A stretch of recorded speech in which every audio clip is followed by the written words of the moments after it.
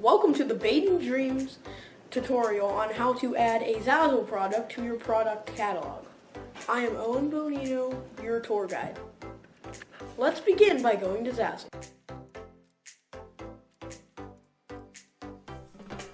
So, we are going to start on Zazzle, which is a print-on-demand website, meaning that you can upload your images onto their products and can then post those products for sale.